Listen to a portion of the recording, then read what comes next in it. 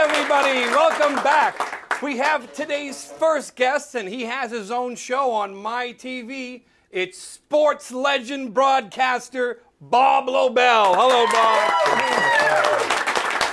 So, we're glad to see you. You are a sports broadcasting legend. My dad, who's 85 years old. Dad, do you remember him? Of course, he hasn't changed. He hasn't. The same. Yeah, he's Neither of you. I hope you're right.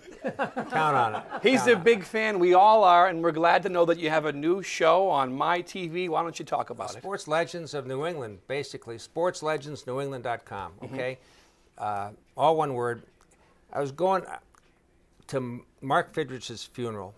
I know this sounds bad, and it was. It was a terrible thing, and I kept thinking, what a shame it was I never sat down with him and talked to him, because he would have been such a great interview to talk about so many great things. But I said I'd never let that happen again. So it kind of started that way, and we've been going at it for a year, and we're on every Saturday at 6 on my TV, and just finished doing Tiant and Yaz last Friday at a Fenway function. And now, you know, Tiant and I, we know each other because I used to work for the Spanish broadcast of the Red Sox. They all know me over there as El Gato.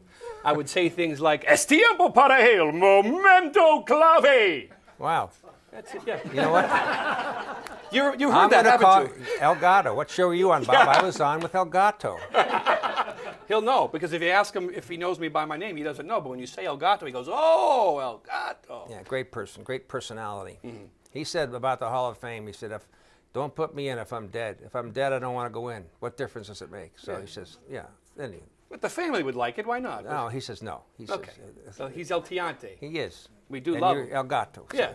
Now, I have to tell you this because years ago, I'd say about 15 years ago when I was starting in broadcasting, I did something at Fenway Park, and you tell me if you remember, and don't lie to me. I did a segment, it was called Me and Nomar, and it was on the big screen before the games, and basically I chronicled his career with my life, such as he hit in 30 straight games, and that week I was unemployed for 30 straight days. So it was like a... I got it. Yeah. I got it. Right, Yeah, right. but and you were not on the cover of Sports Illustrated. No. Buffed up. No, but his life is that he was actually born the same week I was, Nomar. And the funny thing is now, we both work over at ESPN, so that's kind of... That's pretty cool. Weird you know, thing. he's really a good guy. Yeah. I think when he was with the Sox, he was kind of standoffish and didn't trust the press, but who could blame him, really? Yeah. I mean, we were just a pack of wolves. Yeah. The At media. the bottom of the food chain. You know what's funny about Nomar, when we were working at Fenway, I work behind the scenes, he works in front of the camera, and I was in line getting my lunch, and I was with Lacus, who's my producer, and he was in line because he was working as a runner that day. And Nomar was in between us, and it was kind of weird, and I was like, you know what? I was like, Lacus, this is like one of those ESPN commercials. Nomar's in the same line as us, getting the same food. I thought it was funny. It was funny. El Guapo. Yeah, Gato. Gato. Come on, Bob. Now, you also have a project with the radio, don't you? Well, I have a couple things going on, and Jack Heath and I from New Hampshire kind of co-host the show. So the answer is yes. Try to keep things in motion. You know, keep your hand in everything. Now, all those years of broadcasting sports, what's your most memorable moment? Wow. You know, I wish you'd asked me that to be prepared for that. Because you know what sticks in my mind, honestly, What? is the 1986 World Series when Buckner got mad at you and then walked away, and then he came back, and 2 days later he apologized, and then the ball went through his legs. That totally happened. But I think post-Super Bowl #1 win down in New Orleans was because it was like 4 hours later, and we'd done all our stuff and fed all our tapes back, and we just sat back in the truck and say, wow, we just won the Super Bowl.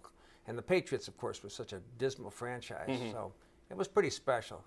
That's the stuff I kind of... Yeah, you've seen all the sports teams win, right? Yeah, well, no, I haven't seen the Bruins win. Neither have I. Not as a sports... No, neither is... Most of the people here have not seen the Bruins win. But what was it like when the Bruins won? let me ask my dad. Right. Dad, did you ever watch the Bruins? Of course not. No, he said no. He's sorry. He's not a big sports guy. He works for a living. We were there, you know, during the Larry Bird, Mikhail Parrish years and championships. But the Bruins have a big pick this year in the draft. I know. I'm Who knows? happy. They're back on, after disgracing themselves by losing 4 straight. That's out of the minds of everybody, and it's on to next year. But there have been so many great moments. We've had 6 parades in 9 years. I mean, think about it. There aren't many cities and towns can say that's true, unless it's a 4th of July. You want to count that. Yeah, and for someone like me who works behind the scenes in sports, it's more work. I like it too. Yeah, right, so. a lot of overtime. Yeah. Bob, one more time, the name of the show, New England Sports Legends? Sports Legends New England. Sports You had all Legends the words, they just weren't in the England. right All right, order. that's what it is, folks. All You right. can check it out on my TV. El Guapo, This you're was the Bob best. Lobel. It's El Gato. Come on. We'll be right back right after this.